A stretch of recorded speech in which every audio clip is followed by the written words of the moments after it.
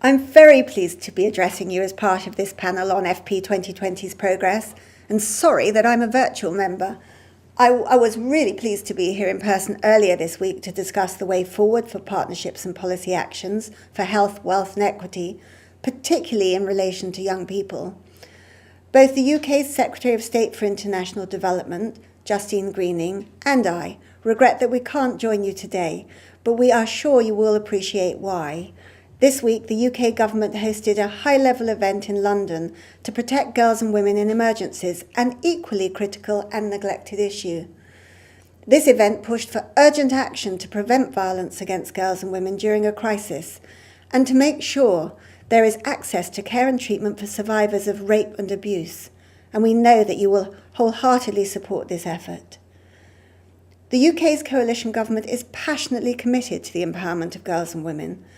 We believe that investing in girls and women is the smart thing to do.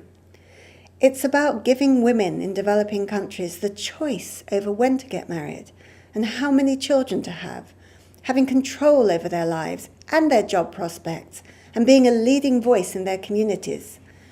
And the UK was very proud to host the groundbreaking London Summit on Family Planning with the Bill and Melinda Gates Foundation, to provide an additional 120 million women with life-saving contraceptives, information and services by 2020. Britain's contribution alone is saving the life of a woman or girl every 2 hours over these 8 years. Access to modern contraception has been a neglected issue for far too long, and we know that voluntary use of contraception is transformational. Families become healthier, wealthier, better educated.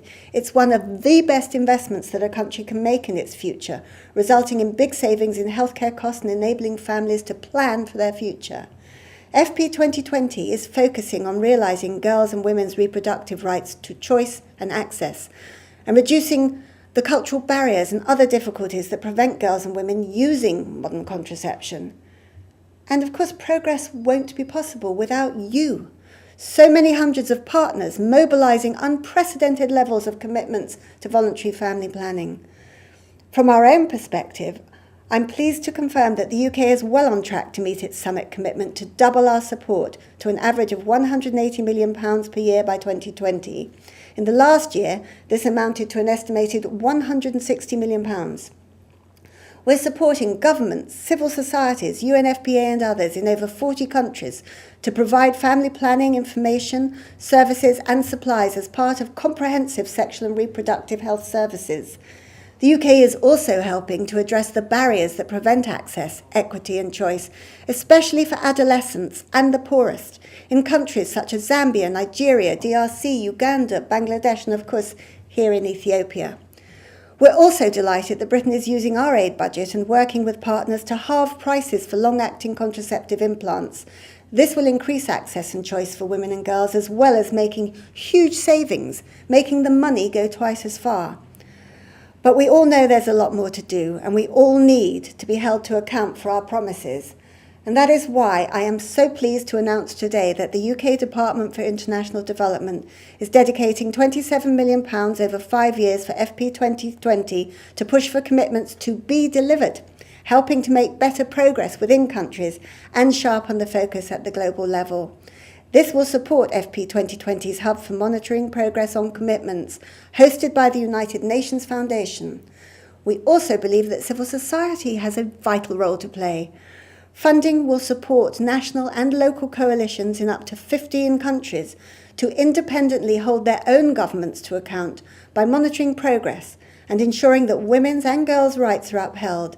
And this will help civil society, parliamentarians and others to advocate with one voice for commitments to be met. But we also know that we need bigger changes in society to unlock the potential of girls and women. Our support to FP 2020 is a key part of a much wider UK commitment for girls and women to gain more choice, voice and control over their lives.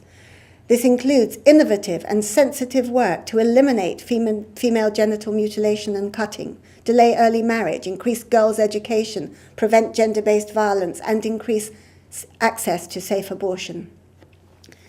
It also includes the neglected needs for sexual and reproductive health and rights for the millions of girls and women who live in conflict and emergency settings, In crisis, girls and women are often more vulnerable to rape and transactional sex. The highest mortality, maternal mortality, and worst reproductive health is in countries experiencing crisis. That's why we're developing a new programme to make sure sexual and reproductive health services are included in emergency response and recovery, and to build resilience in countries so that they can be better prepared. And we're currently calling for ideas on how best we can respond to these needs, and we hope that you will be able to support us in this process. We look forward to continuing to work together with you on family planning and these other critical issues for girls and women. Thank you so much for your continued efforts and dedication.